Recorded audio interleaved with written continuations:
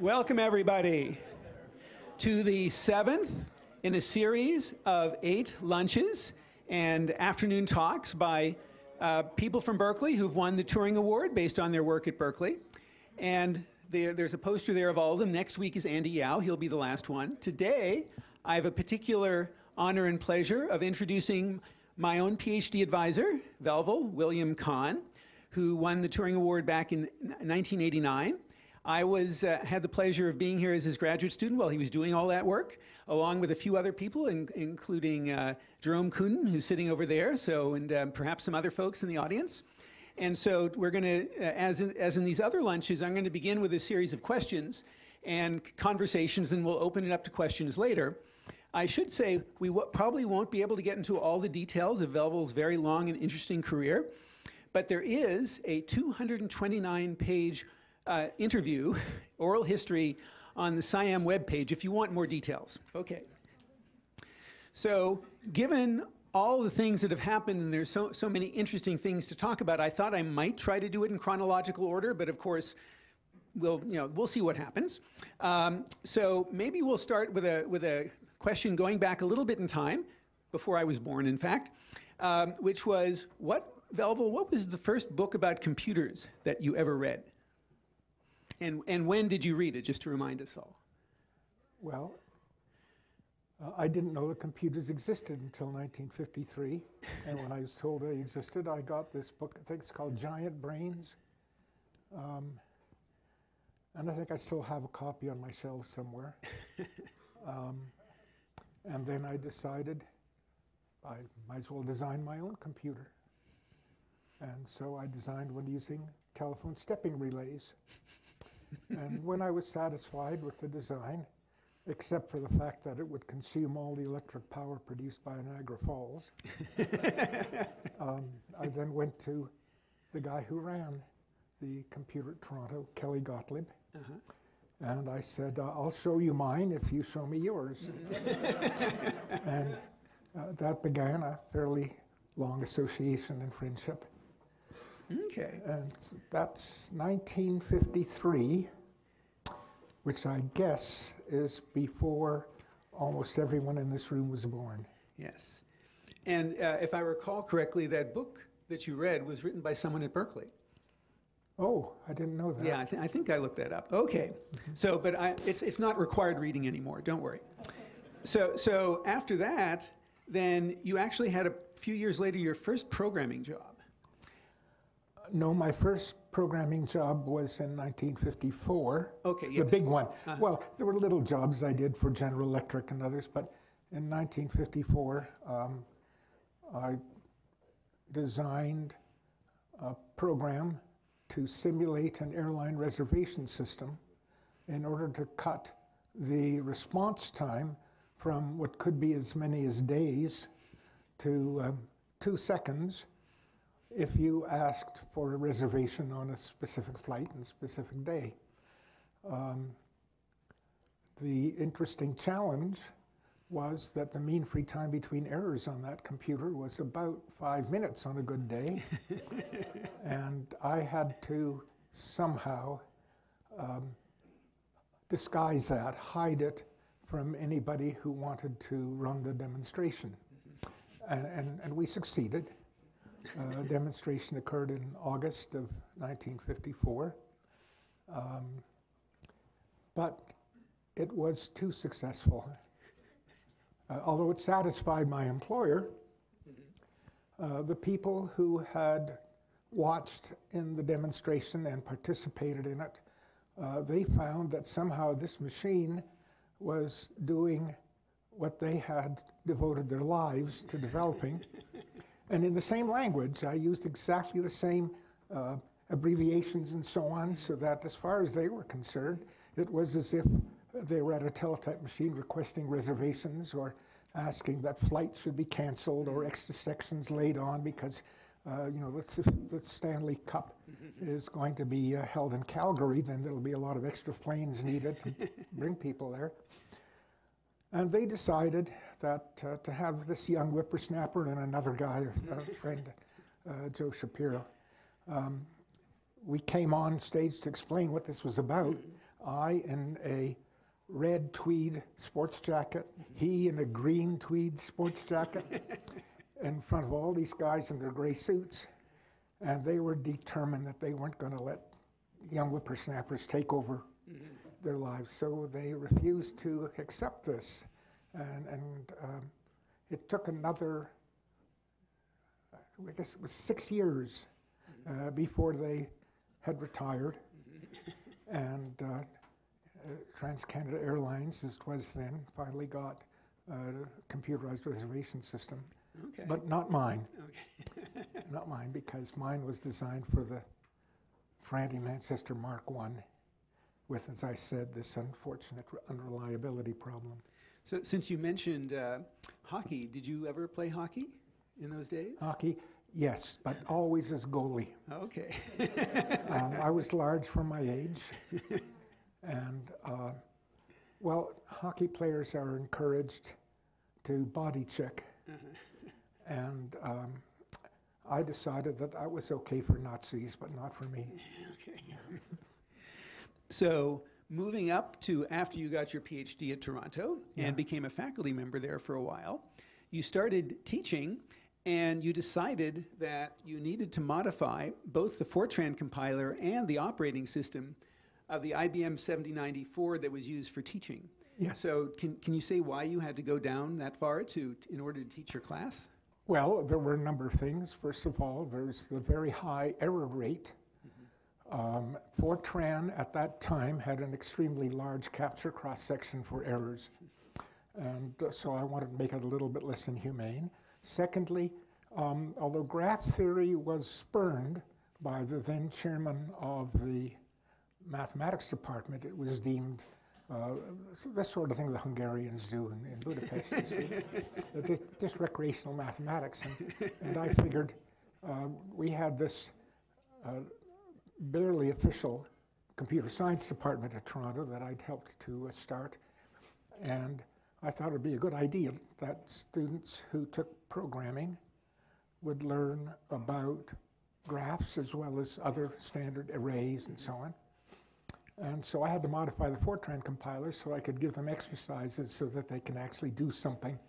Not anything really very deep, because after all, the 7094 had only 32,000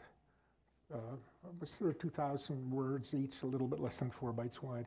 So we couldn't really put any really deep problems on, but at least they learned what graphs were. Okay. So did you also do something in the operating system? Oh, yeah. The real problem with the operating system was that if your program at execution time did something naughty, perhaps like overflow or divide by 0, then your program would be terminated, kicked off.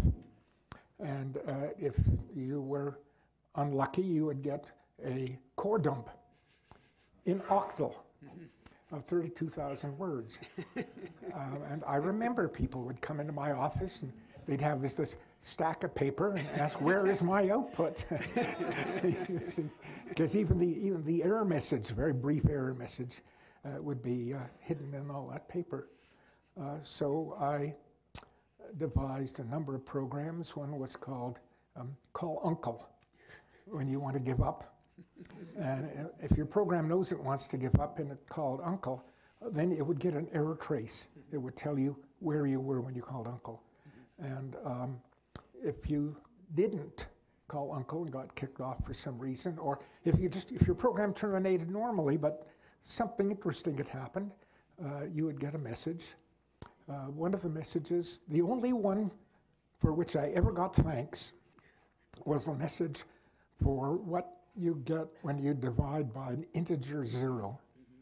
The 7090 used to provide a quotient of 0 if you divided by 0, unless you asked for a trap. Of course, if you ask for a trap, then the computer just simply stops, which is not a good thing.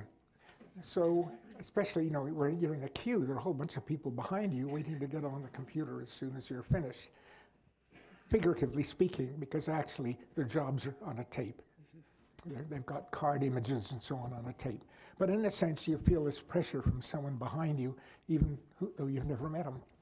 And so what I did was to reprogram the trap handler that handled the printer, because the printer used to send a trap to a channel that would ask the computer if there's anything more to be printed. And I reprogrammed, it would do that frequently, like every few minutes. And so I reprogrammed the trap handler so that the first thing it would do would be to look to see whether the computer had stopped, but stopped on a division by 0, in which case a suitable message was generated so that somebody would learn at the end of his job that a division by 0 had occurred. And I was thanked for that by a colleague in the math department who came and told me that when he had run his program, before I installed that, he had found a counterexample to a long-standing conjecture and was about to send it for publication, but then he'd run it again in order to get nicely formatted output, and he'd gotten this message: you have an unrequited divide by 0 at such and such a place, of course an octal. And so then he knew he didn't have a counterexample after all. So dealing with errors has been a long-standing theme right. in your career. Yeah. And so the next interesting error that you had to deal with, perhaps, was in 1964, IBM released this famous computer called the IBM 360, and it had a bug. And, well, they didn't think it was a bug, but some people thought it was a bug. It had hexadecimal floating point, but it did not have what's called a guard digit. And so that means if you take, for example, two numbers that just differ in their last digit and subtract them, you can be off by a factor of 2. And they're very, and if you multiply a number by 1, it changes. By a factor of 16. 16, sorry, I'm thinking binary, yes, factor of 16. And various other things like that. And so, but eventually, they decided they had to fix the hardware. Yeah. And that was, something had to do with a meeting that you were in. Well, the announcement of the 360 occurred in, I think it was March of 1964, at a share meeting in San Francisco at what was then called the Jack Tar Hotel. I think it's now the Michiko or something like that. And our little committee that monitored and produced the math library style of software and so on, we were going to introduce these error handling capabilities that I had developed for the 7094 at Toronto, which incidentally then got imitated at the University of Maryland, even to the point of running our our accounting software was part of the package that they got. Anyway,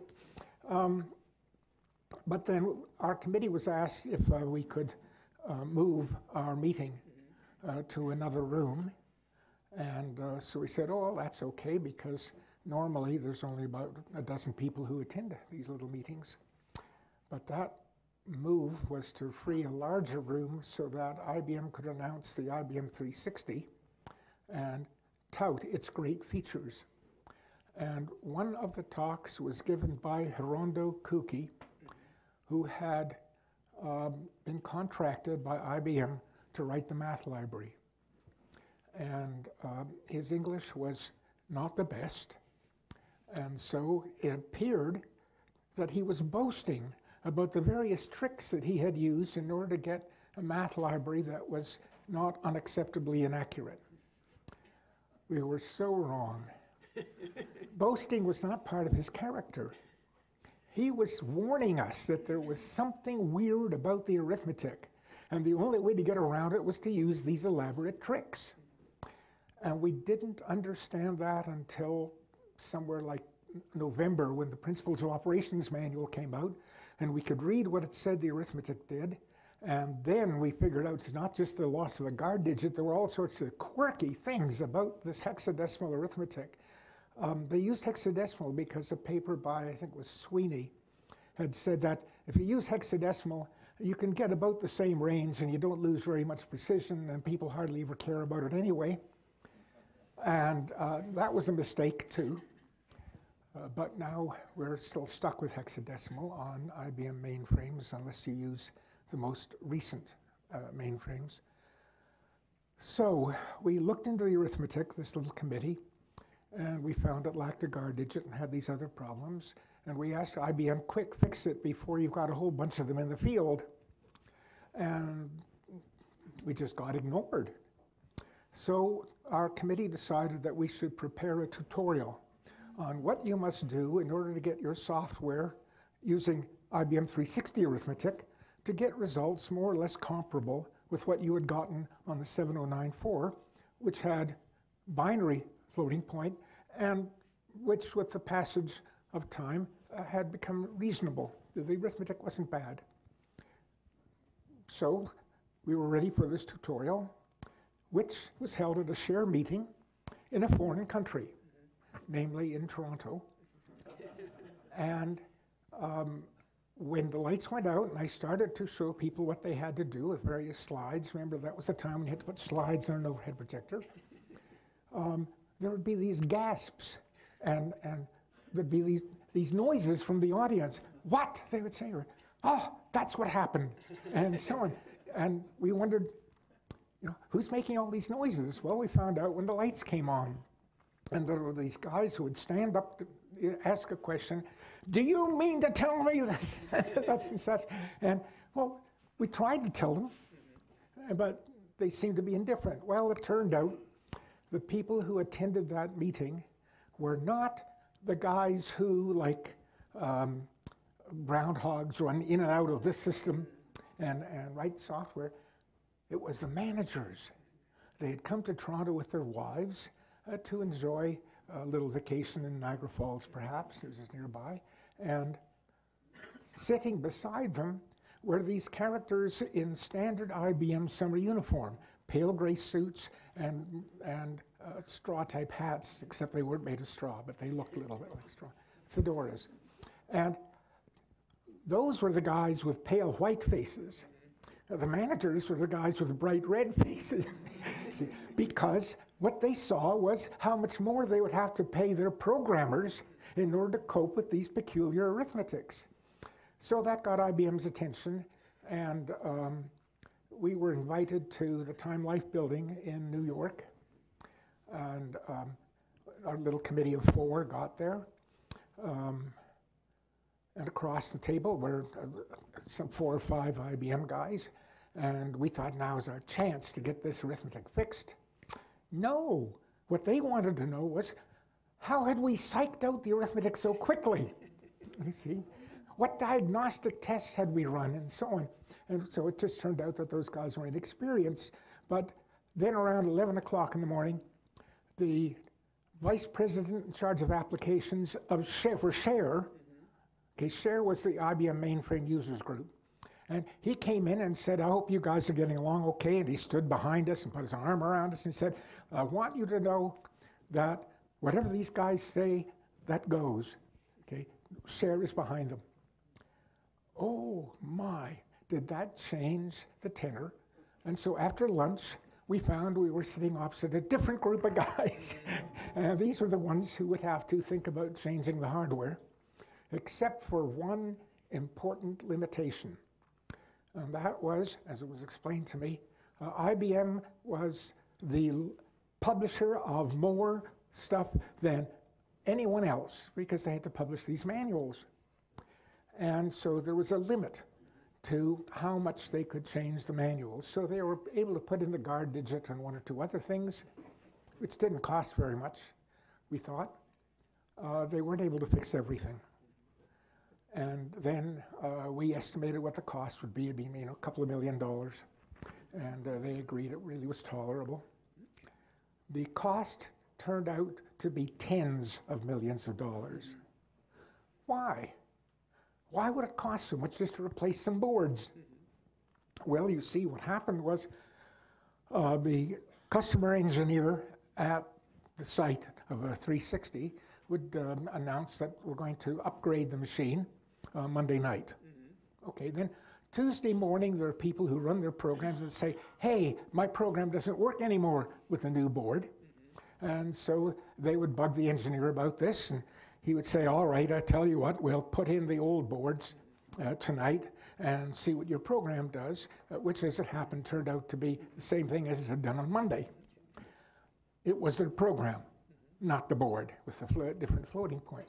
And so then the engineer would have to put the floating point board back, and it would be somebody else who would come to him all excited. Okay. That's why it cost $10 million, and the price that IBM paid was not the $10 million.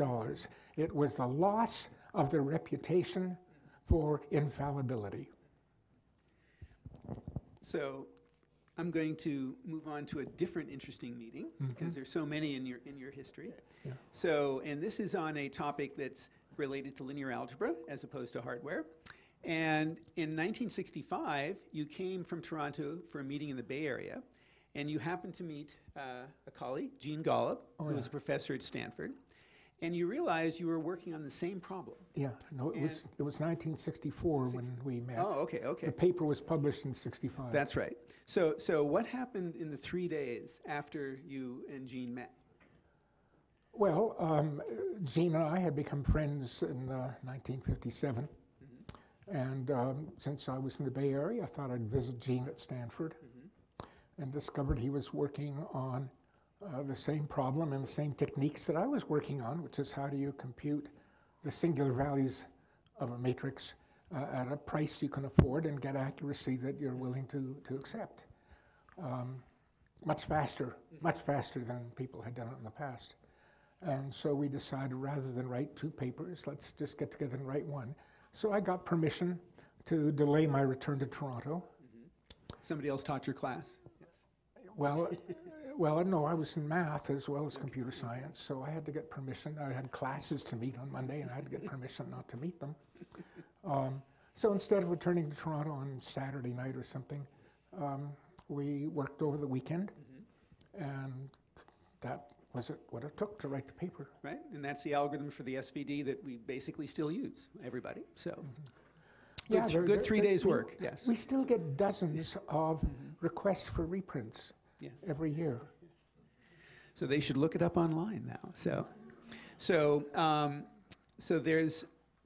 I want to have some time for the audience to ask questions too, of course. So let me move on to the IEEE floating point standard, and how that all got started. So there was in 1976, so a few years later, you were consulting with Intel on the design of their 8087 processor, which was going to be their first big floating point unit, and along with someone named John Palmer. And the story that people like to tell is that other companies, competitors of Intel, became aware that there was this amazing processor coming along, and they wanted to slow Intel down, so they said, oh, we better start a standards committee to slow down the design process. So what happened after that? Well, I would go down. Actually, it was Al Despain who told me about this and asked me to participate. And so I drive down to the south end of the bay, sometimes with one of my graduate students in tow. That's Jerome over there. And we put before them a proposal that we had written in a format that more or less matched standards. Harold Stone helped us write that. He was a visiting professor visiting Berkeley. I think what happened was the product of 3 things. First, engineers at the time thought you can do anything with a microprocessor. I mean, there's just no limit.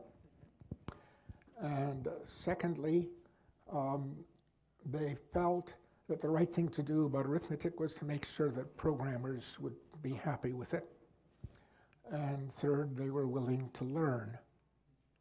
And so we often had meetings that went well in early in the morning, when they would ask, well, how can you round correctly without having to do a second add to get a carrier propagation and so on and so forth. And we were showing them, oh yes, it can be done, and the price is not terrible, which surprised them because the big supercomputers, for example, had lousy arithmetic in order to gain what they thought was speed. And we showed, no, it's not much speed. You just need a few more transistors.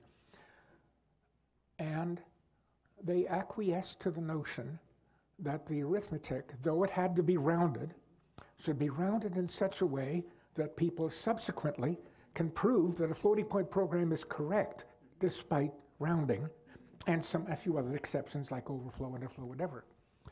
And indeed, the standard had lived up to its design goal. There's a woman in France, Sylvie Boldo, and she managed to prove that programs are correct formally using a language called COQ, C-O-Q, which it's a clumsy language, so once you translate your program into that language, it may end up 10 times as long, but at least you translated your program, and you then give that to the machine, and the machine checks everything off and makes sure that every statement logically follows from its predecessors. And she's even done that for software that at the time was being used by Airbus in order to avoid collisions between two aircraft. And so she could prove it formally correct. That was really the challenge and in some ways the triumph that this committee was willing to accept these restrictions on how imaginative they could be. And this Intel coprocessor was the first one that had arithmetic that did all those things and more. So it had a number of features, and one of those more was a 10-byte format. Yeah. But there was this meeting that came a little while later that Bill Gates attended where something went wrong with that. Well, Bill Gates didn't attend the meeting. He stepped in. I went up as a consultant for Intel to join a few other engineers to Redmond in Washington. I think this must have been early in 1982. And across from us were these Microsoft guys, and they seemed to be happy about supporting this chip, including the crucial thing that I had designed, because I'd been told we need some arithmetic. That's John Palmer was the project manager. We need some arithmetic for floating point that will have a very much larger market than you're used to. And when I asked him how big a market, he wouldn't say. Although I found out later that he had told the marketing people in Intel, who doubted that there'd be much of a market for this thing, he said, all right, I'll forego my salary, provided when this chip gets out, you give me $1 for every one sold, you see.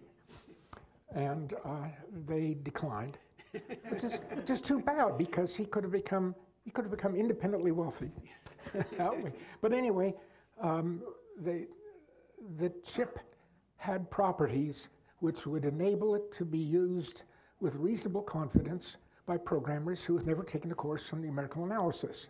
That was the design goal. But around 10 or 11 o'clock in the morning, as we were all discussing and agreeing about things, in comes Bill Gates, and he looks on the table. We had a chassis from an IBM PC. And in that chassis, there were two sockets, one socket for the 8088 and another socket, which happened at the time to be empty, for the 8087. And Gates pointed at that socket and said, that socket will be empty for almost all the machines sold, so there really isn't any point in our going at such great lengths to support this chip. I think you can understand that that's like pouring ice water on the conversation. So ultimately, I'm not going to go into detail to say how Microsoft reacted to the existence of the chip. All I can say is that it made things worse, not better, and took 4 times as long, at least 4 times as long as it should have. And almost every other compiler maker followed Microsoft's lead, except for Borland. But Borland they had a guy who graduated here. I think you know his name. Roger. Hmm? Roger. Yes, Roger Schlafly. That's right. And Roger Schlafly said he wanted the C compiler to support this thing so that he could do his job, which was to produce a spreadsheet program that would compete with what was then Lotus 123. And he did, they did, and he did. But other than that, it took a long time to get support for a computing environment for amateurs, and it's not here yet. In a way, you know, it reminds me of a dictum that may go back to Napoleon. In every army large enough, there is always someone who doesn't get the message, or gets it wrong, or forgets it. And I think that's what happened with some of the details that we put into the IEEE standard. So I want to ask just one more historical question before we open it up to the audience. And this is going back to von Neumann, who is famous, or actually maybe infamous, for saying that floating point was a bad idea. And his reason that he gave was that any competent scientist would know the dynamic range of their variables and be able to scale them appropriately so they could use fixed point. Now, it turns out that there was a professor at Berkeley, Abe Taub, in the math department, who was in charge of all of von Neumann's collected works. And Belleville had therefore an opportunity to go through those collected works and try to find out why von Neumann had said that. And you know, what was the background for him saying that? Do you want to summarize what you learned? Summarize, that might be hard. Von Neumann's papers for the Princeton machine, as it was going to be called, included some papers about the fact that he's going to need government support, actually funneled through the military, for building this machine. And that triggered a memory I had. When we spent 2 years of postdoc in Cambridge, I would go visit Teddington, which is sort of like a little bit northwest of London, because that's where Jim Wilkinson and others worked. And at lunch, I would be told stories about, among other things, the Alsace Committee, ALSOS, the Alsace Committee. This was a committee of scientists formed by the Allies to follow American and Allied forces as they liberated Europe. And the reason that they were to do this, and sometimes got ahead of the troops, was they wanted to do two things. One was to capture German scientists and persuade them to come west. And the other was to raid the archives and files. And in the archives of the Luftministerium, they found papers showing that Konrad Zuse had applied in late 1939 for money to build a computer. Konrad Zuse being the pioneer, computer scientist in Germany at the time. His computers actually did get built, but that was in the 50s, long after the war was over. But he wanted to build a computer in 1939, and he had a good reason. The reason was that in the design of high-speed aircraft, like fighter aircraft, there are some very challenging computations. For example, what is the maximum speed at which you can fly an aircraft before its wings start to flutter and break off? That's an eigenvalue calculation. And he showed that this was extremely tedious. They had these electromechanical desk calculators. That was the way you had to do it. And he was denied support. And in the Luftministerium's records, it said, because this machine is too complicated, it would have had floating point arithmetic, you see. It's too complicated, and it'll take years to build it, and by that time, the war will be over and we'll have won. So Konrad didn't get his money, and I'm pretty much convinced that von Neumann was worried about the same thing happening to his project, because the arguments that he gave about why floating points shouldn't be put in are specious. And it's extremely uncharacteristic. I mean, you look at is the other stuff he wrote, and it's logical and pointed, and this was just silly. But I guess that argument carried the day. For a little while, Yeah. yes. Okay, well I just wanted to open it up to the audience to ask any other questions that they might want. There's obviously a lot of interesting topics that we didn't get to. So does anybody else want to ask anything?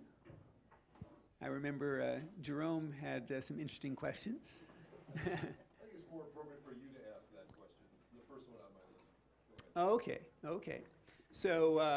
So I think you've been married to Sheila, going on now for 65 years? 65 years, yeah. So when did you first realize that, you were the right couple?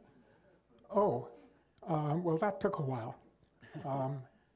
I think I must have been 14 or 15 when I figured that because the war was over, that I would spend 20 years growing up and probably 60-odd years growing old.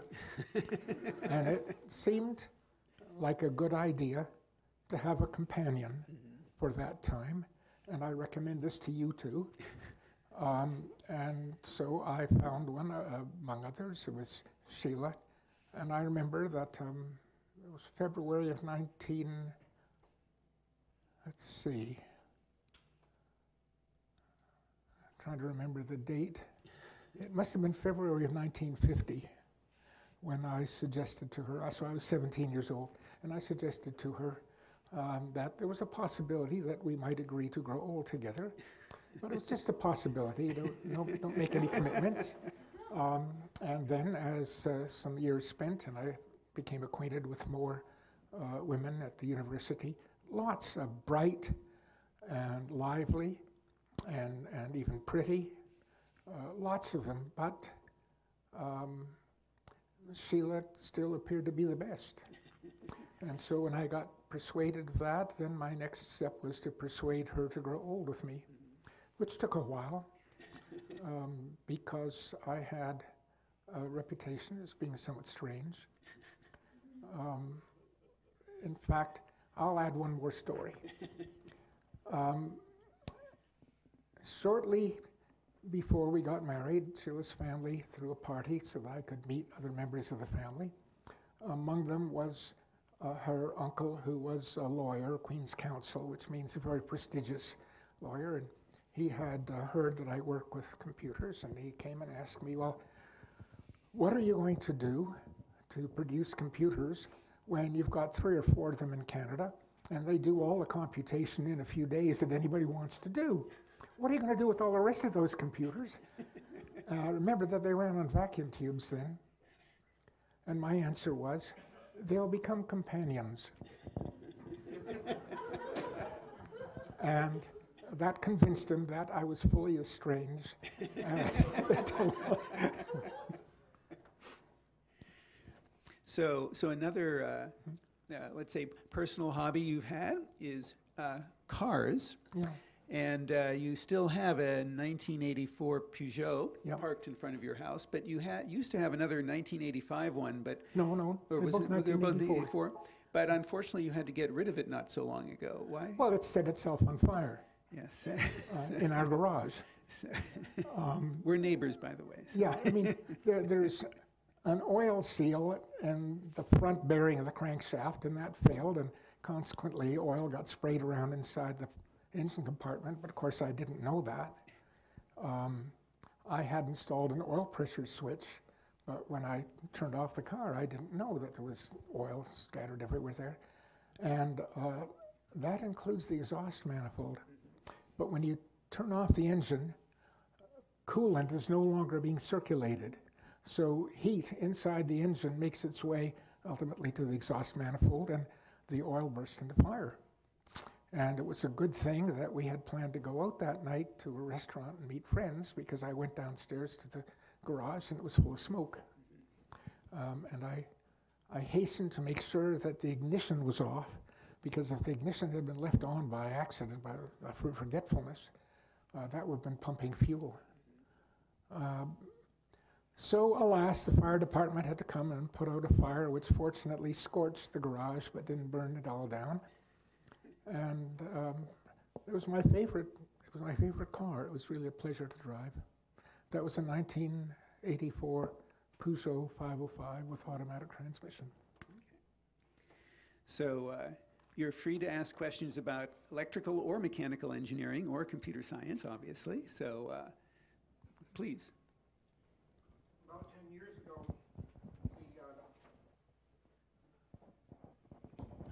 About 10 years ago, the only Berkeley professor that I think might have received William Proxmire's Golden Fleece Award, this would be Professor Latvizada, gave his final lecture down in the psychology department. And he mentioned two things. One, he said that he had this philosophy in life that friends come and go, but enemies accumulate, which Professor Patterson mentioned in his talk the other day. And he also mentioned that there was a professor in the computer science department who had substantial negative thoughts about his, I think it was fuzzy logic, but I'm not sure. Yeah. I'm thinking that that might have been you, and since Professor Latvizada is no longer here to defend himself, I thought maybe you would give us a comment on that. Well, first of all, I was not an enemy of Latvi. I was rather a skeptic about the virtues of his fuzzy logic. I would ask him from time to time, what's the difference between fuzzy logic and fuzzy thinking? Fuzzy logic is based on a calculus, which is different from the calculus of probabilities. It's a calculus in which you imagine that the various categories, like tall people, allows people to have more or less of tallness. It's a degree of tallness, you see. And the trouble is that that number has to be assigned somehow, and generally not by probabilistic methods, not done by statistical sampling. And consequently, there's some question about what you can infer from a calculus that starts with such grotesquely uncertain data. Latva claimed that his fuzzy logic system mimicked the way people actually think. And I was skeptical about that too, although when I think of the election in 2016, maybe he was right. Okay, question here.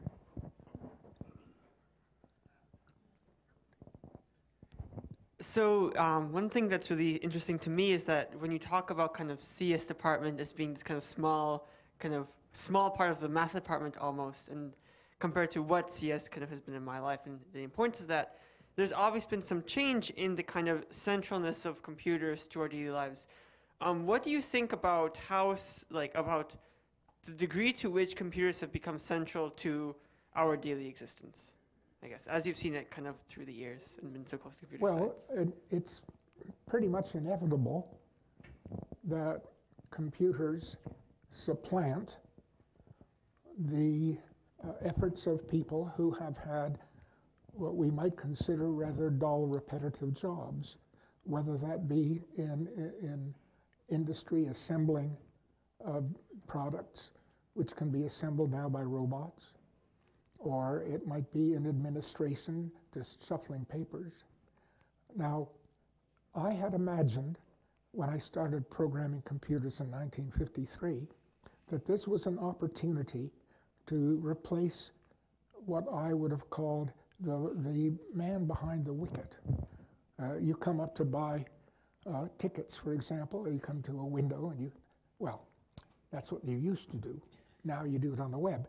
But at that time, you'd come and you'd buy tickets, and there'd be some guy there who sells you the tickets, takes your money. But there's also the people who grant licenses and who accept appeals, for example. You know, there's just a million ways in which there are people who have to help you out if they will. But the only power that they have is the power to obstruct. And so if you come with a mistake, they can exercise that power. And I thought, someday computers will replace the man behind the wicket and treat people more humanely than people do. But I was wrong. I misjudged the extent to which programmers treat people less humanely than people do. So I think this theme will also appear in your 4 o'clock talk to some extent. In a way. Yes, okay. So are there any other questions? Beresford.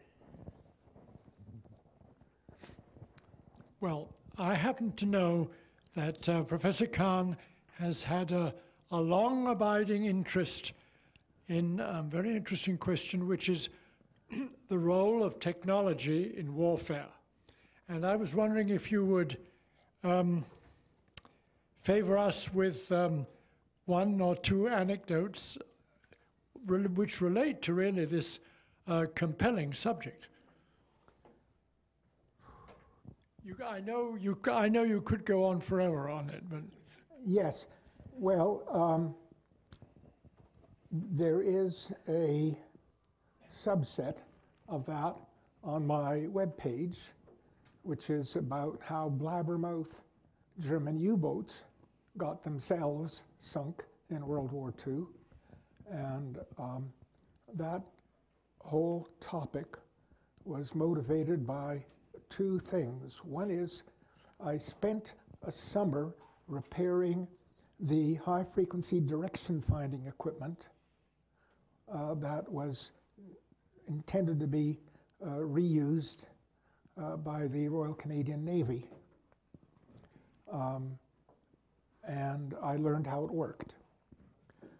The second was that a German chief engineer on German U-boats had been captured at the end of the Second World War.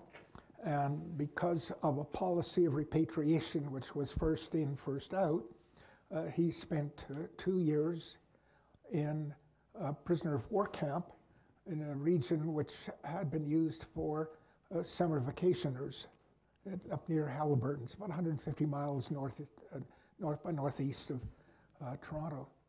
And he remembered that as the 2 best years of his life. And when he returned to Canada, he worked for the computing center at the University of Toronto, Werner Hirschman, and he and I became acquainted and ultimately friends. And he regaled me with various stories from the German point of view. And I realized that he didn't know that the Allies had high-frequency direction finding. And the consequences, you can read about it on my webpage.